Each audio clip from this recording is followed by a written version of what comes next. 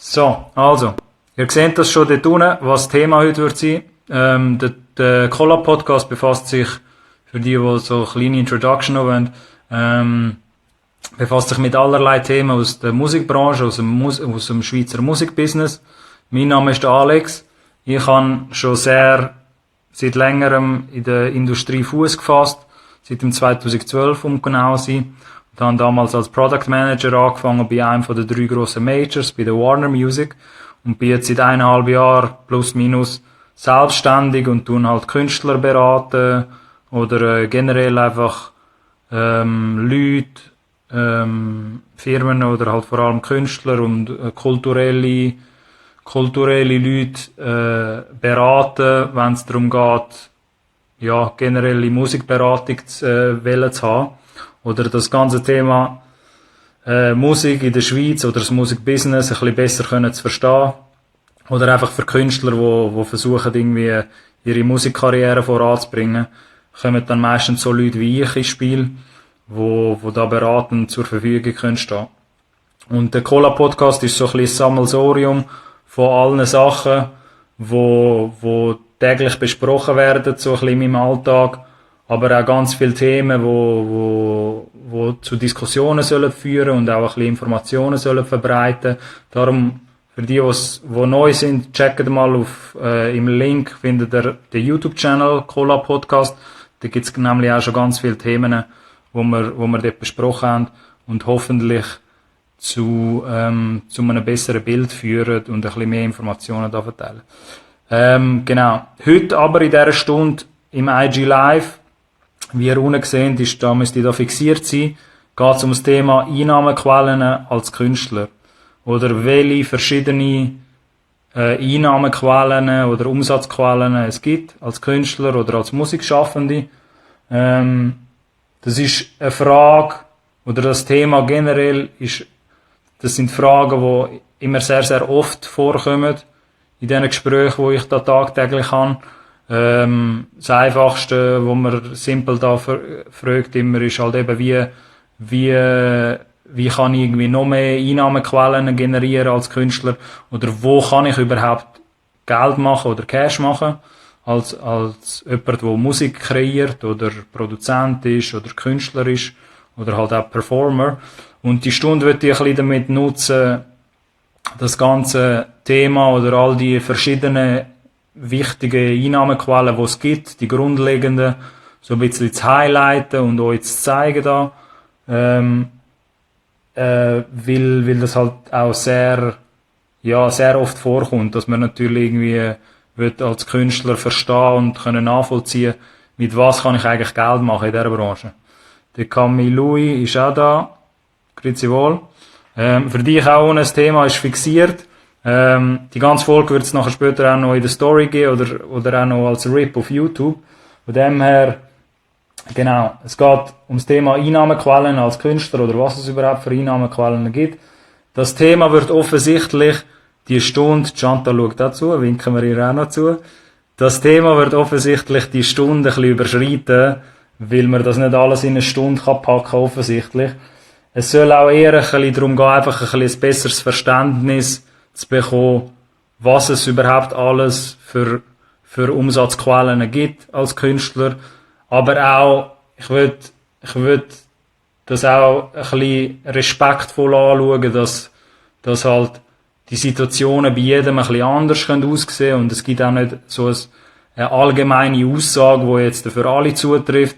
Also nehmt das jetzt vielleicht nicht alles wortwörtlich amigs in dieser Stunde. Wenn es darum geht, ja, man muss sich nur die Felder anschauen. Wenn ich die Felder anschaue, dann bin ich irgendwann, gehöre ich auch zu diesen wohlhabenden Künstlern. Die Situation ist bei jedem Künstler ein bisschen anders und Künstler oder Musiker. Aber das sind einmal die Felder in der nächsten Stunde, die wir anschauen, die sicher am essentiellsten sind und wo auch wichtige Geldeinnahmequellen sind für Artisten. Genau. Wir befassen uns allerdings eher so mit Arten, die schon erprobt sind. Sprich, es wird wahrscheinlich vielleicht auch ein paar neue, ganz neue progressive Arten geben, 2020 oder 2021 Arten. Baba Street ist auch da, Peace. Es wird wahrscheinlich auch Arten geben, wo den Rahmen da in dieser Sendung ein bisschen sprengen. Ich würde vor allem über die Arten von Geldmachen reden als Künstler, die schon erprobt sind und wo man auch schon seit längerem historisch kennt. Genau, wenn ihr aber auch Fragen dazu habt, zu einem Gebiet, wo ihr irgendwie findet, das ist noch spannend, kannst du da tiefer eingehen, dann einfach in den Chat bitte schreiben. Und sonst fangen wir jetzt da mal an. Genau. Was gibt's jetzt zum Thema Geld, Einnahmequellen für Künstler oder Musiker oder Musikschaffende? Was ist so das allererste, wo ich manchmal oben auf dieser Liste habe oder erwähne? Also mitunter wahrscheinlich das Wichtigste oder die wichtigste Geldeinnahmequelle besteht halt wie so ein bisschen aus zwei Sachen. Und zwar alles, was mit dem Songrecht zu tun hat. Das Master und das Verlagsrecht. Also das Master Rights und Publishing Rights auf Englisch. Wieso nenne ich jetzt die zwei Sachen? Um ein bisschen besser zu verstehen, wie man überhaupt Geld macht mit einem Song, mit einem Track oder mit einem Lied, muss man ein bisschen verstehen, aus welchen Komponenten, aus welchen verschiedenen Teilen das Lied überhaupt zusammenpasst und welche Urheberrechte dort eingesetzt werden. Und zum einen ist das halt bei einem Song, wenn man jetzt einfach einen Song als Beispiel nimmt, ist das halt das Masterrecht, ist eine sehr grosse Seite, und das Verlagsrecht. Und das wiederum kann man halt so insgesamt einfach gesagt in drei Teilkomponenten unterteilen. Zum einen sind das jemand, wo der Performer, also von dem Song, der Texter und der Komponist. Der Performer könnte zum Beispiel der sein, wo den Gesang aufnimmt zu dem Song. Oder einfach die gesangliche Leistung hat. Der Texter ist umgangssprachlich meistens der Songwriter, also der Autor ist vom Song. Und der Komponist ist in den meisten Fällen in dieser Bezeichnung für die Instrumentierung zuständig, und das ist meistens der Produzent oder sonstige Musiker. Wenn ich sage Autor, dann kann das aber auch ein Komponist sein. Also die Verlagsseite, wie ich sie vorher genannt habe, die Publishing-Seite, setzt sich halt aus dem Autorenrecht zusammen. Und die Autorenrecht sind halt der Text von einem Song und die Komposition von einem Song. Masterrecht ist dann wiederum alles, was mit dem Song an sich zu tun hat, mit der Verwertung vom Master. Zu all dem gibt's dann auch eine ganz ausführliche Ausgabe, die ich gemacht habe auf dem YouTube-Channel, wo es dann auch um Musikrecht geht, wenn ihr dort ein bisschen tiefer hineinschauen wollt. Aber es gibt so die zwei Baustellen. Und wieso habe ich das jetzt erwähnt mit dem Performer, Texter und Komponist?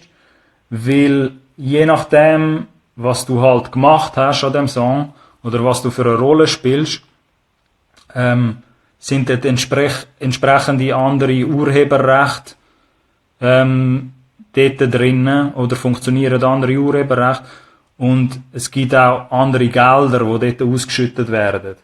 Weil es kommt alles ein bisschen darauf an, wenn man sich jetzt einen Song anschaut und wie man den auseinandernehmen kann, sprich, wie kann man mit einem Song überhaupt Geld machen, Cash machen, kommt es mega darauf an, welche Rolle hast du gespielt bei der Entstehung von dem Song. Ich kann euch da einfach mal ein paar Beispiele aufschreiben, die ich mir aufgeschrieben habe. Aber es kann zum Beispiel sein, dass man nur der Performer oder der Interpret war vom Song.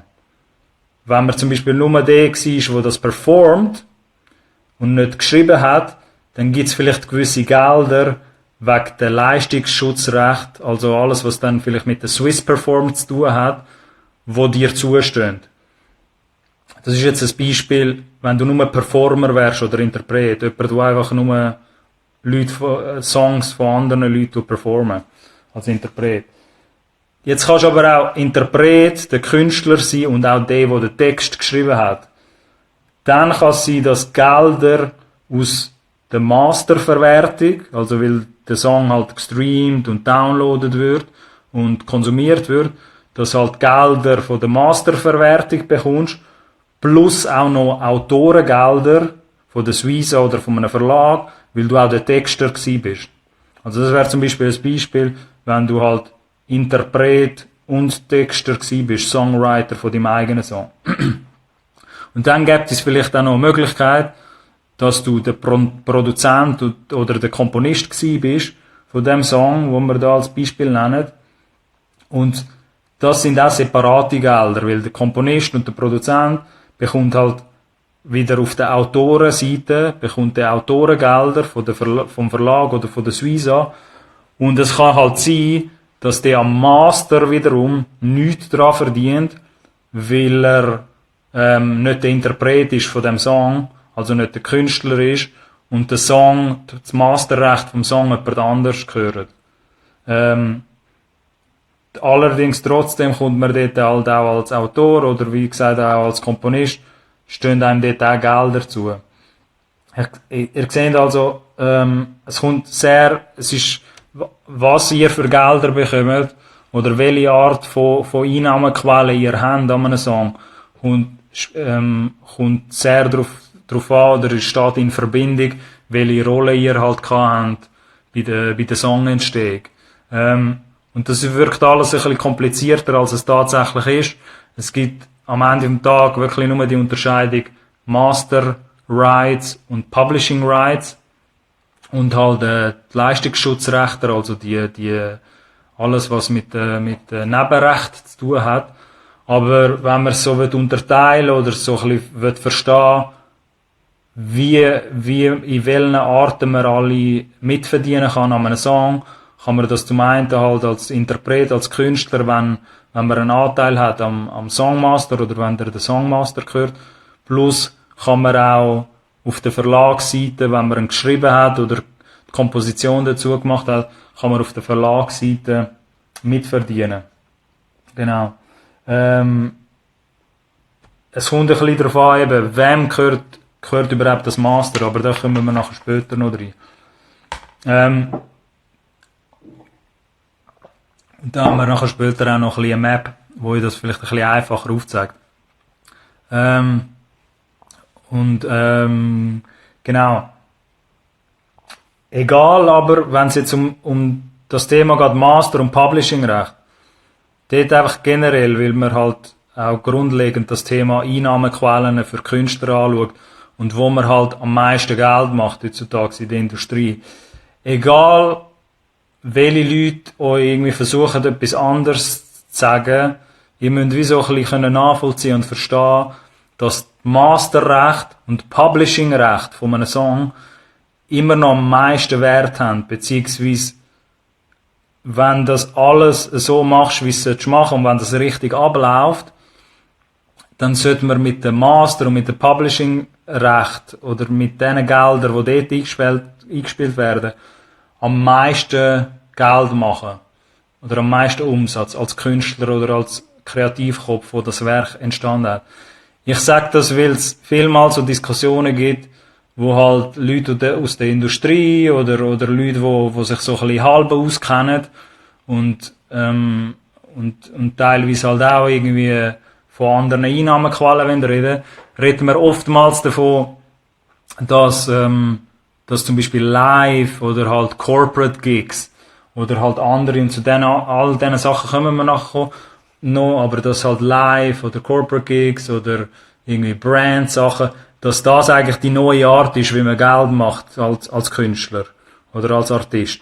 Das mag alles sein, dass das ergänzende Einnahmequellen sind, als Künstler oder Künstlerin, aber es ist nach wie vor so, dass das meiste Geld, das man machen kann, potenziell im Masterrecht und im Publishingrecht drinnen ist als Künstler. Passt daher dort auch einfach ein bisschen auf, wenn euch Leute versuchen zu erklären, ja, eigentlich macht man nur mit Live Geld heutzutage als Künstler. Das stimmt dann einfach nicht ganz.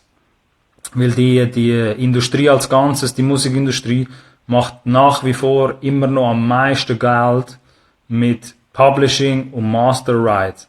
Sprich, als Künstler ist es halt dann dein Auftrag, möglichst viel an dem Songmaster oder auf der Verlagsseite als Autor, als Texter oder Komponist möglichst fest dort reinzusteppen. Thierry, Sally, dass du auch noch dabei bist da. Ist das vor allem das euer Auftrag, weil ihr dort könnt sicherstellen, dass ihr nachhaltig im Sinn von langfristig, für potenziell 20, 30, 40 Jahre, immer werden Geld bekommen, wo ausgeschüttet kommt, oder Entschädigungen von einer Suiza oder von einem Label oder sonstige Leute, mit denen ihr die Songmasters und Verlagsrechter entwerten. Einfach, dass ihr das ein bisschen versteht. Master- und Publishing-Recht, dort ganz fest aufpassen als Künstler. Das sind mitunter die zwei Teile vom Urheberrecht, die am wichtigsten sind als Musikschaffende. Das ist einfach das, was ich so ein bisschen mitgeben an dieser Stelle. Genau.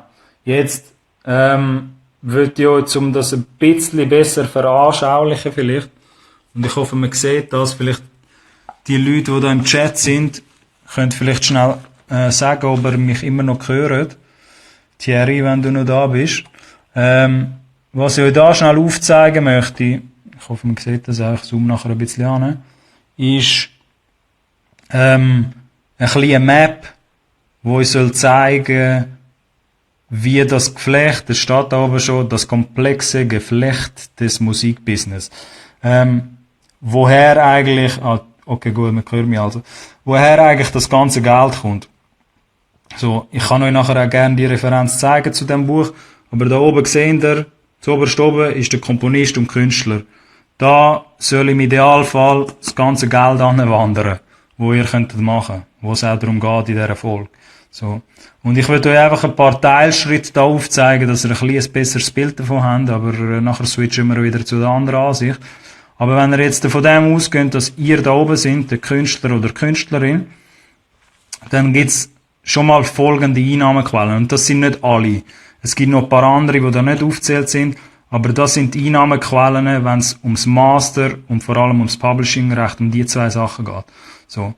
Jetzt seht ihr da unten im Einzelhandel, fangen wir sonst am besten da unten an, seht ihr Direktvertrieb und Einzelhandel. Einzelhandel wären all die Streaming-Anbieter und alle Download-Shops, die es heutzutage gibt. Früher ist da auch noch, sind die physischen Händler drinnen gewesen, aber von denen gibt es natürlich nicht mehr so viel. Direktvertrieb ist ein bisschen veraltet, da Mail-Order, Online-Vertrieb, aber das wäre vielleicht ein eigener Shop, wo man hätte als Künstler, wo man Sachen direkt verkauft, wie Merch oder sonstige Sachen. Und da sehen ihr, die Sachen, die Einnahmequellen, der Umsatz, der von diesen beiden kommt, fließt da in den Vertrieb hinein. Und danach in die Plattenfirma, in dem Beispiel. So. Es kann aber auch sein, wenn ihr den eigenen Vertrieb macht, ohne eine Plattenfirma, dass nachher der Strang da angeht und ihr den Vertrieb macht und all die Streaminggelder direkt zu euch kommen. Das ist jetzt eher ein Setup, was mit einem Label passiert. So. Ihr seht also die Einnahmequellen von den Streaming-Anbietern, einfach gesagt, wandern im Vertrieb zum Label in diesem Beispiel und nachher zum Künstler. Das heisst, ihr als Künstler müsst einen Deal machen mit dem Label und kommt halt einen Anteil über von dem Master, wo dort konsumiert wird. Es sei denn, ihr vertreibt selber, dann sieht euer Deal natürlich ein bisschen besser aus, weil ihr den mittelsmal Plattenfirma nicht habt. Dann seht ihr da auf der linken Seite das Presswerk. Das ist nur noch bedingt irgendwie relevant, weil praktisch gar nicht mehr gepresst wird heutzutage, ausser halt Vinyl. Und CDs, die halt am Absterben sind, Vinyl gibt's halt immer noch recht viel. Aber das muss uns für den Moment nicht interessieren, weil da kommen eher dann über die Suiza oder die Plattenfirma kommen da Gelder rein. Aber bleiben wir mal bei dem digitalen Download-Beispiel, wo das jetzt nicht so eine Rolle spielt. Das, was da GEMA ist, weil das ein deutsches Buch ist, könntet ihr switchen mit Suiza, mit der Verwertungsgesellschaft. Die GEMA bzw. Suiza in der Schweiz kümmert sich um alle Entschädigungen, die entstehen mit dem Nutzungsrecht zu eurem Urheber, zu euren Werken, die entstanden sind. Zu denen gibt's wie gesagt auch noch Erfolg. Aber ihr als Künstler habt dann, wenn ihr das noch nicht gemacht habt, mit ziemlicher Sicherheit einen Deal mit der Suiza für den Fall, dass eure Songs in irgendeiner Form im öffentlichen Raum oder Radio verwendet werden oder über Venues gespielt werden in einem Club. Dann gibt's dort Geld, eine Einnahmequelle, die von der Suiza direkt kommt, die auch gar nichts mit dem Label zu tun hat. So. Es ist nur indirekt verbunden. Es kann aber auch sein, wie ihr da oben seht, dass ihr als Künstler oder Komponist einen Deal habt mit einem Musikverlag, mit einem Publisher, und dann wird GEMA, also Suiza in der Schweiz, wird dann entweder am Verlag den Cash geben und der Verlag teilt das mit euch auf, oder halt direkt, wenn ihr keinen Verlag habt, logischerweise.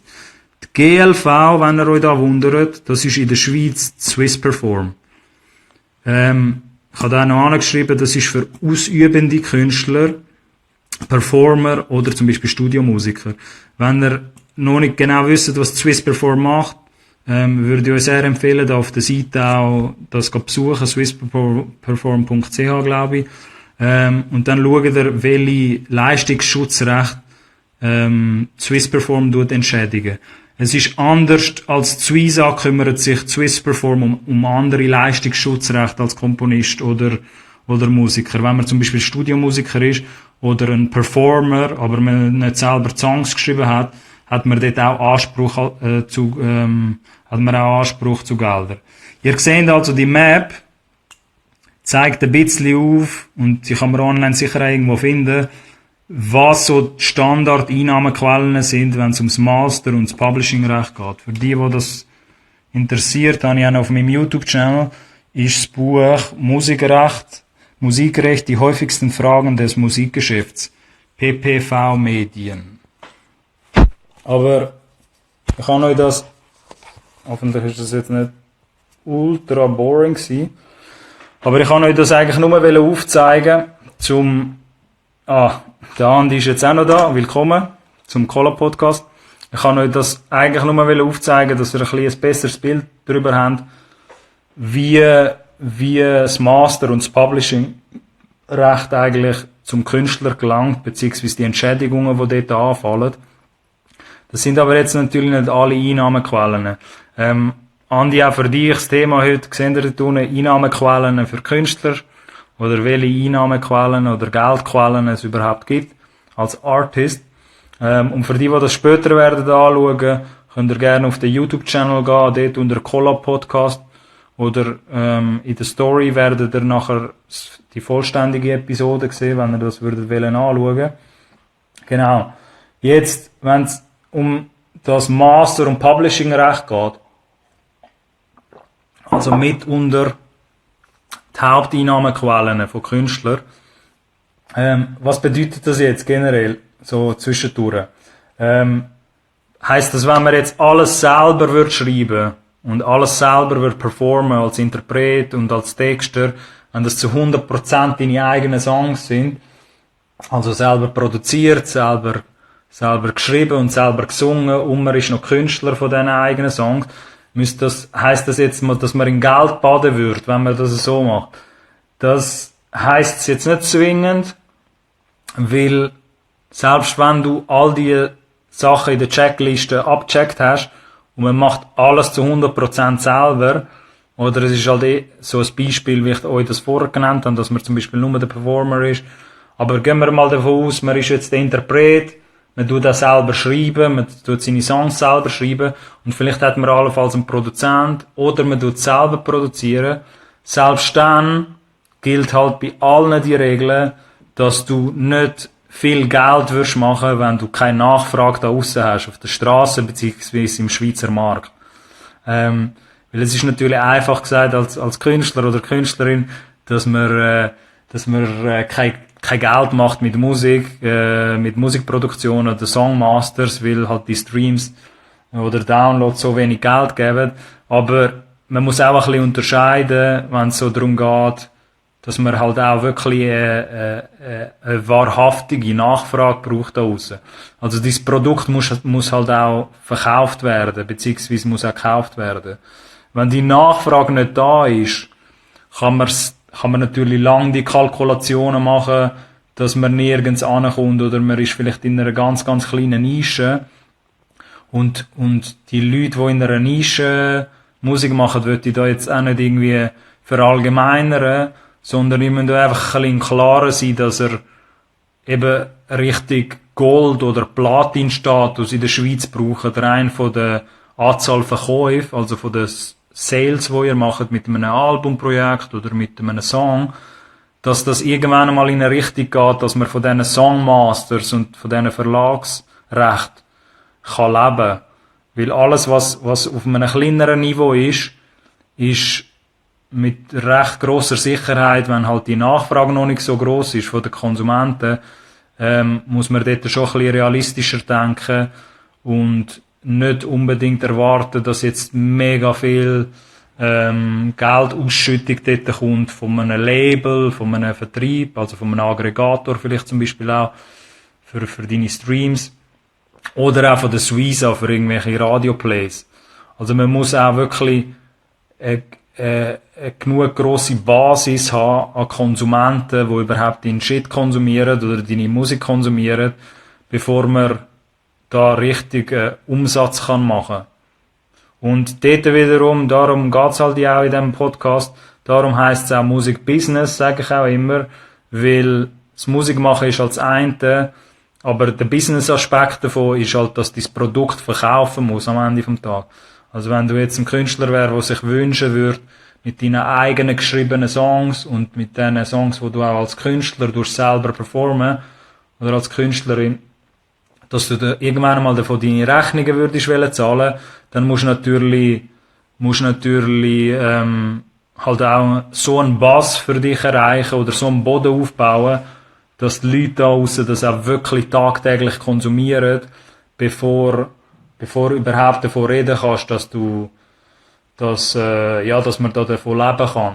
Weil dort wiederum in der Industrie, in der Musikindustrie, wird das halt auch als Business angeschaut und dein Album oder deine Single, die muss halt verkaufen. So. Und wenn man jetzt als Künstler halt die Ambitionen hat, dann müsste man dort halt auch schauen, dass deine eigenen Songs konsumiert werden oder vielleicht mit der Hilfe von einem Team, das du hast, oder halt von einem Label, dass man das auch richtig vermarkten kann und an Mann oder an Frau wird bringen. Ich will aber da jetzt nicht mega theoretisch nur sein, wenn ich jetzt all die Einnahmequellen oder die Umsatzquellen für Künstler aufzähle.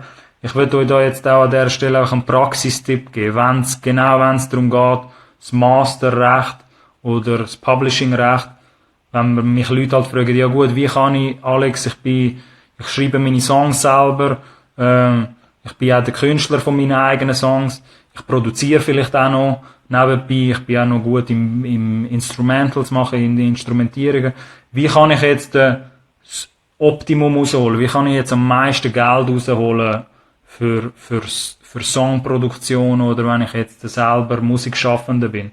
Dort halt ein Praxistipp, den ich ganz wenig gesehen habe hier in der Schweiz, ist auch relativ einfach und ist eher dann auf der Publishing-Seite, auf der Verlagsseite, nicht auf der Master-Seite, sondern auf der Songwriting- und Publishing-Seite. Und dort ist die ganz einfache Prämisse, ich sehe halt ganz viele Künstler und Künstlerinnen, die selber ihre Songs schreiben und die Songs, die sie schreiben, auch meistens für ihre Releases verwenden. Aber die wenigsten Schweizer Künstler, die ich jetzt irgendwie kennt habe oder wo ich jetzt da diskutiere tagtäglich, nicht so viel von denen kommen auf die Idee, als Praxisbeispiel, einfach mal für andere Leute zum Beispiel Songs zu produzieren oder zu schreiben.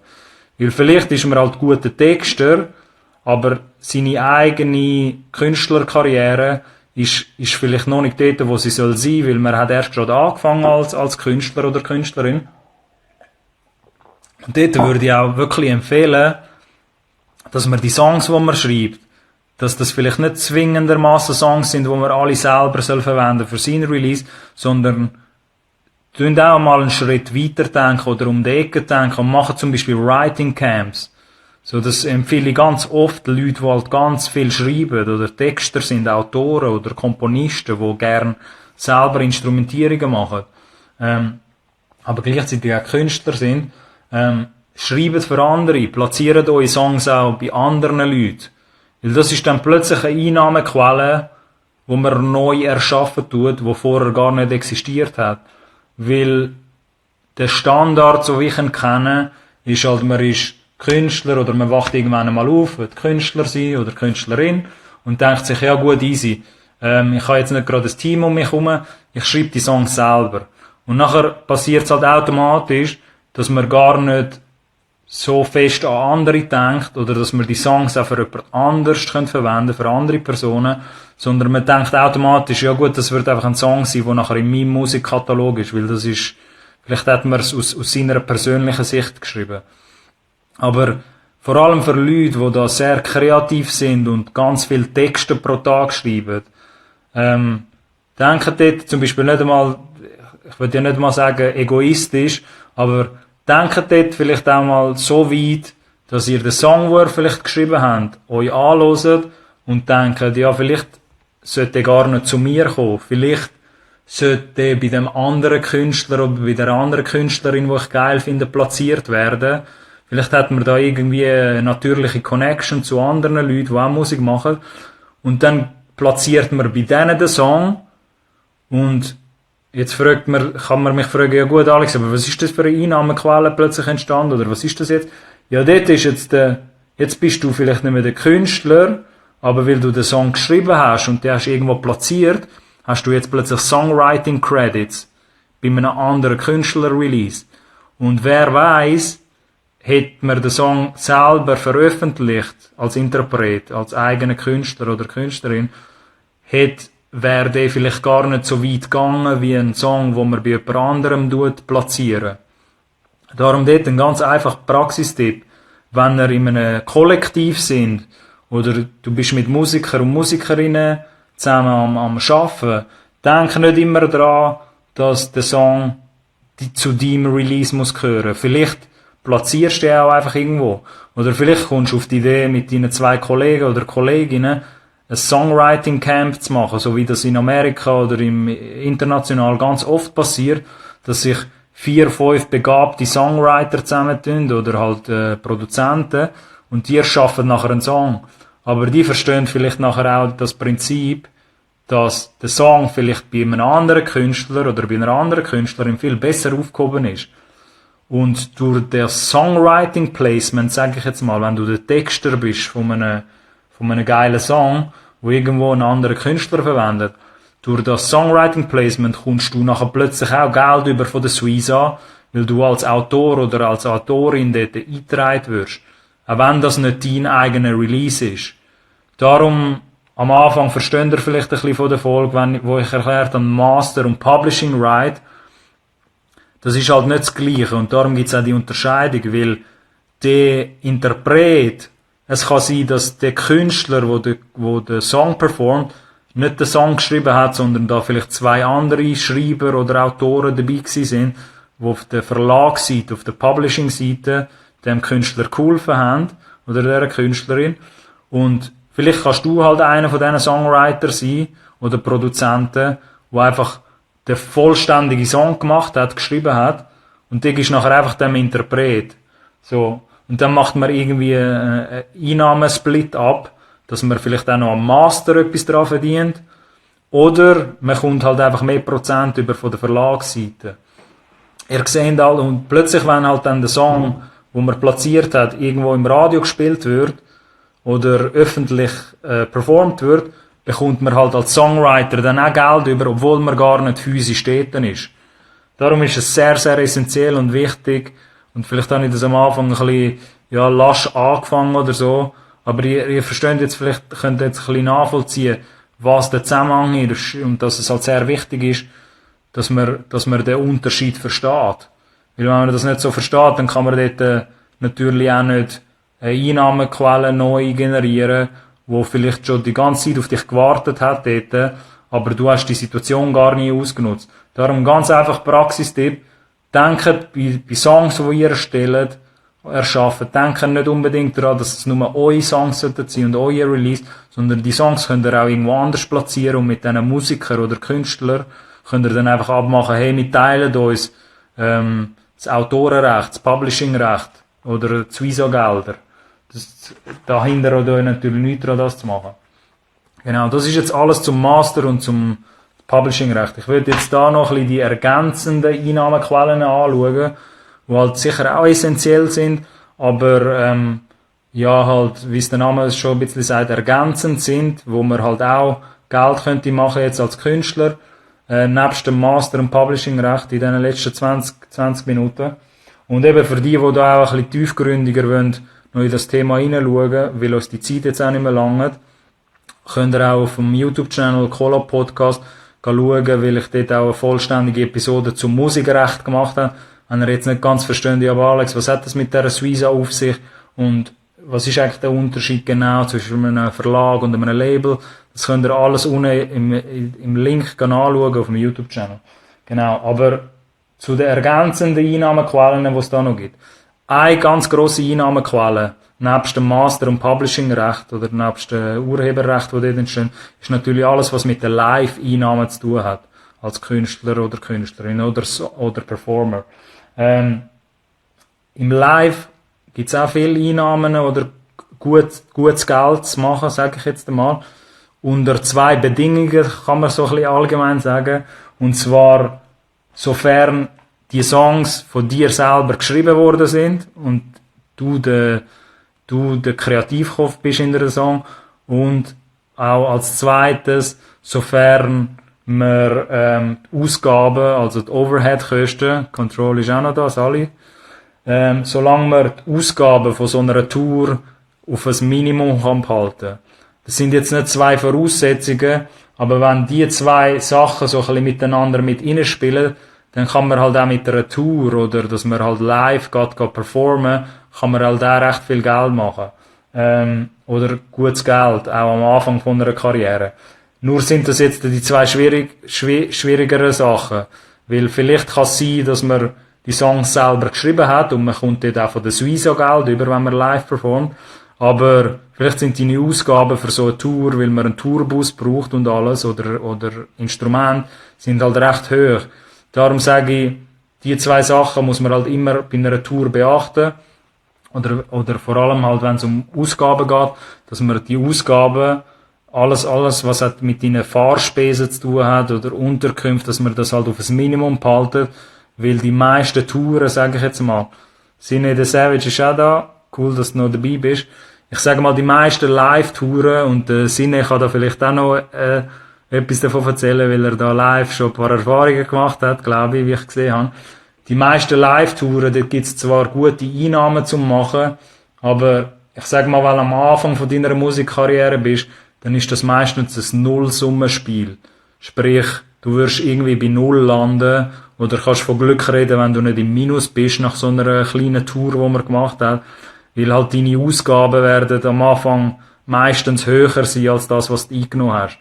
Aber bei den Tour-Einnahmen oder Live-Einnahmen als Umsatzquelle für einen Künstler oder eine Künstlerin gilt halt, man muss das ein bisschen als Business anschauen. Auch dort nochmal, du als Künstler, wenn du jetzt eine Tour buchst oder ein Live-Datum hast, du musst es, dann musst es du genauso fest oder sogar mehr wählen als der Veranstalter, der dich bucht. Also du musst noch mehr dafür sorgen und kommunizieren, dass die Leute auch dort auftauchen und deine Show gehen besuchen. Weil wenn du das nicht als Business anschaust und es kommen dann 3 Nasen, weil man sich nicht um die Kommunikation und um die Promotion von seinem eigenen Konzert gekümmert hat, dann muss man auch nicht erwarten, dass man dort grosse Einnahmen macht oder dass auch eine legitime Einnahmequelle ist. Wie ist das mit Steuern bei Konzertcoop? Gute Frage, Sine. Dort generell müsstet ihr alles, was halt reinkommt, sprich die Einnahmen, wo ihr als Beleg habt, also überall dort müsst ihr sehen, wo es einen Veranstalter gibt und wo auch offizielle Ticketpreise verkauft werden. Also Tickets gibt's halt einen Beleg, wo entsteht, oder eine Abrechnung, die man macht. Weil es gibt nicht immer einen Lohnausweis. Ja genau, der Lohnausweis dort ist sozusagen wie so deine Abrechnung, die du würdest machen, Sine. Also wenn ihr wie so eine eigene Kasse habt, das kommt ein bisschen darauf an, wenn halt die Verkäufe digital passieren über einen Veranstalter, dann ist es ziemlich einfach herauszufinden über den Veranstalter oder halt der die Abrechnung macht, wie viele Tickets verkauft worden sind, was dein Cut ist, was man da als Künstler mit dem Booker, mit dem Veranstalter abgemacht hat. Macht man die Kasse selber, dann muss dort am Schluss halt auch eine Abrechnung stattfinden, wo halt, wo man, ja, in so einem Fall vielleicht halt dann auch selber muss machen, weil logischerweise muss man die Einnahmen dann auch den Steuern halt angeben. Es kommt alles ein bisschen darauf an, wer halt die Kasse macht, beziehungsweise wer die Abrechnung macht. Solange man als Künstler kann identifizieren, wie viele Tickets verkauft worden sind, wie teuer die Tickets sind und wie viel am Schluss auf der Abschlussrechnung ist, also wie viel Plus man gemacht hat oder auch Minus, so. Aber es wird halt entweder ein Minus oder ein Plus dort sein. Solange man diese Sachen identifizieren kann, kann man am Schluss einfach eine einfache Einnahme-Ausgabenrechnung machen zu der Tour und dann kann man das den Steuern halt auch beilegen. Das Ganze ist aber natürlich ein bisschen einfacher, wenn der Veranstalter halt einfach sagen kann, hey, schau, so viel ist dort abgerechnet worden, das sind die Einnahmen, die wir da bekommen haben, das ist deine Beteiligung und je nachdem, wie man halt das mit dem Booker abgemacht hat oder mit dem Veranstalter, muss halt irgendjemandem der anderen Person eine Rechnung stellen, logischerweise, dass ja eine Transaktion stattfindet. Aber dort würde ich empfehlen, einfach alle Belege, so gut es geht, aufzubewahren und nicht so eine Ghetto-Mentalität haben, dass man sich denkt, ja, später macht man dann so ein bisschen eine Milchbubi-Rechnung. So für 100, 200 Stutz passiert da jetzt, glaube ich, nicht etwas, aber wenn es dann irgendwann in einem vierstelligen Bereich ist, so sollte man das auch richtig alles protokolliert haben. Auch für einen selber ist das gut, einfach, dass man weiß, was dort passiert. Genau. Insgesamt aber muss man das wirklich alles ein bisschen als Business anschauen. Und Sine hat das gut gefragt da, oder gut aufgezeigt. Es ist halt dann auch wie ein Lohnausweis. Man muss das der Steuer abgeben. Darum behandelt das nachher auch entsprechend wie ein Business. Weil dann kann der ganze Live-Bereich natürlich auch eine gute Einnahmequelle sein als Künstler oder Künstlerin. Dann, ganz kurz, in den letzten 15 Minuten würde ich dann noch über andere ergänzende Einnahmequellen reden. Zum einen ist das alles, was mit Customer Relationship Management zu tun hat. Ist jetzt ein grosses Wort, aber CRM, Fanbindung und alles, was mit deinen Supporter zu tun hat, top, merci, kein Problem, Sine. Notieren wir schon alles mit anderen Ausgaben. Solange du für die Steuern eine einfache Einnahmen- und Ausgabenrechnung hast, also Einnahmen, alles was reinkommt, alles was Plus ergibt und alles was Abzüge sind, solange du die zwei Sachen hast in einem Excel-File oder so, wirst du straight sein. Solange du das alles mit Beleg, mit Quittungen kannst protokollieren, ist die Steuern wollen da nicht eine riesen Buchhaltung anmixen, so, vor allem nicht, wenn du, dass es irgendwann einmal mehr als 100k im Jahr ist, so, aber ich sage nur, es braucht halt keine riesen Buchhaltung dort, rein rechtlich. Genau, aber eine weitere Einnahmequelle ist halt alles, was mit deinen persönlichen Supporter zu tun hat. Dort würde ich jetzt nicht mega viele Punkte anschauen, aber auch dort nochmal ein Praxistipp, wenn es um deine Fans geht und um deine Supporter, am Sinne, vielleicht habe ich das auch schon mal in einer Diskussion gesagt und gewisse andere Künstler. Ein ganz einfacher Praxistipp. Wenn man mich jetzt fragt, ja, aber Alex, wie kann man dann mit Supporter, mit Unterstützer oder Fans, wie kann man dort CRM-mässig eine Einnahmequelle generieren? Da gibt's natürlich verschiedene Arten, je nachdem wie kreativ man ist. Aber ein Praxisbeispiel ist zum Beispiel, es haltet euch niemand davon ab, einen Fanverteiler zu machen. Wenn ihr jetzt da auf Instagram unterwegs sind oder auf YouTube oder irgendwo und ihr habt Leute, Hörer, die euch zuschauen oder Leute, die Fans von euch sind oder euch unterstützen, macht einen Verteiler zu diesen Leuten. Ich sehe das so oft, dass das Künstler überhaupt nicht berücksichtigen, aber eure Unterstützer, eure Supporter, weil ich will die nicht nur als Fans bezeichnen, Leute, die euch unterstützen, das versuchen halt mit diesen Leuten einen direkten Draht aufzubauen. Weil das werden auch die Unterstützer sein, die vielleicht später auch noch an deiner Seite werden sein und in einem Marketing-Business-Aspekt ist das halt alles, was mit Customer Relationship zu tun hat. Darum ist es auch schon im Wort Konsumenten-Relationship, also die Beziehung zu deinem Konsument. Und dort ein wichtiger Punkt, wo viele unterschätzen, einfach an dieser Stelle. alles, was mit Social Media zu tun hat, oder mit den Musikanbietern generell, ihr müsst euch einfach vorstellen, einen kleinen Hint dort, ich will jetzt nicht mega darauf eingehen, aber ein wichtiger Punkt, wenn es um das geht, Fanbindung und einen direkten Draht zu haben zu euren Konsumenten. Bei all diesen Plattformen, wo ihr da den lieben langen Tag drauf sind und euch dort promotet, ihr müsst einfach verstehen, das ist kein direkter Draht zu euren Konsumenten, zu euren Fans und Supportern. Das ist ein indirekter Draht. Weil dort dazwischen ist meistens als Mittelmann die Plattform. Weil ein direkter Draht wäre, wenn ihr halt sozusagen die Nummer oder die E-Mail-Adresse oder wirklich halt einen direkten Kommunikationsweg habt zu diesen Supporter und euren Unterstützer. Darum sage ich, es hindert euch dort niemand daran, einen Verteiler zu machen mit euren Die-Hard-Fans oder mit den Leuten, die euch unterstützen wollen.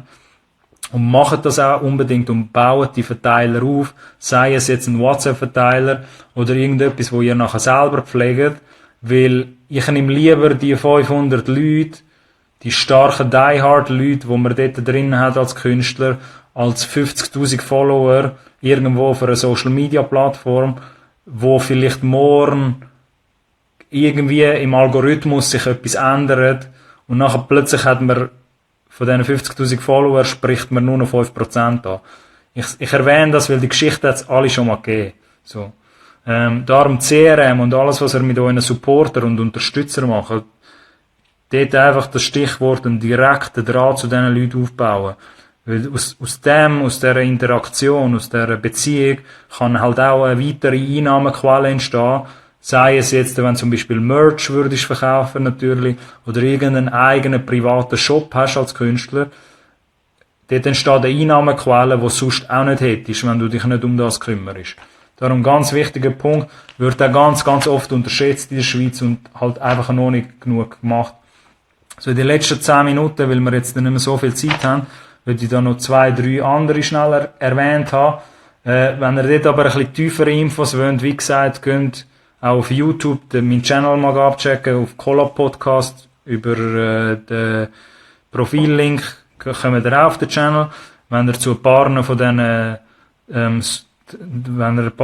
von diesen Subgruppen auch weitere Infos wollt. Eine weitere Einnahmequelle, die ich da kurz erwähnen will, die Garo-F ist auch da, ist alles, was mit der Lizenzierung und mit der Synchronisation von deinen Songs zu tun hat, oder deinen Masters.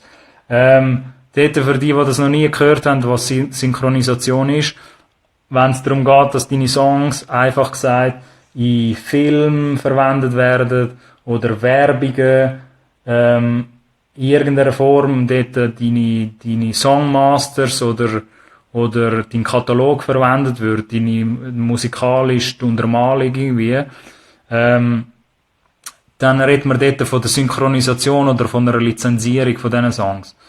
Genau, sprich, wenn irgendein Filmhersteller oder irgendjemand kommt, der findet, hey, schau, dein Song ist toll, wir würden den gerne für eine Werbung verwenden, dann ist das in den meisten Fällen entweder eine Synchronisation oder einfach eine Sublizenzierung, dass du diesen Leuten dann Nutzungsrecht erteilen tust, dass sie den Song verwenden können in irgendeiner Form.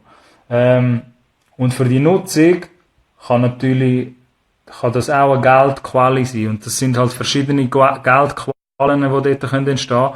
Zum einen kann es sein, dass wenn die Werbung, wenn wir es mit dem Beispiel von der Werbung haben, wenn die ausgestrahlt wird, dass man von der Suiza Geld bekommt, wegen der öffentlichen Ausstrahlung.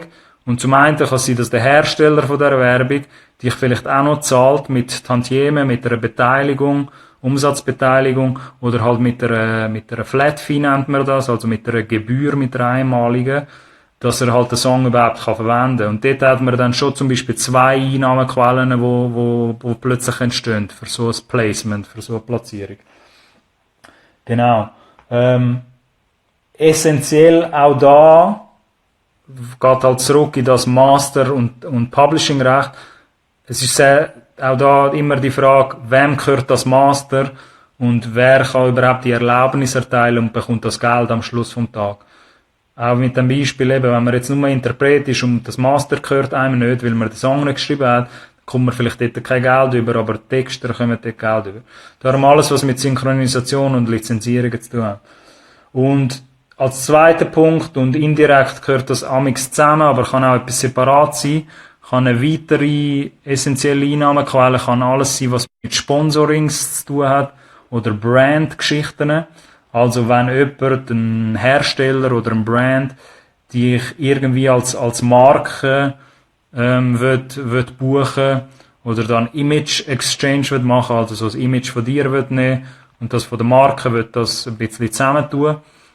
Oder ein Brand oder Sponsoring-Anfrage, die kommt, weil vielleicht irgendein Hersteller deinen Song einfach wird verwenden für irgendeine andere Brandgeschichte. Auch dort, das hängt vielmal zusammen mit der Lizenzierung, mit der Synchronisation.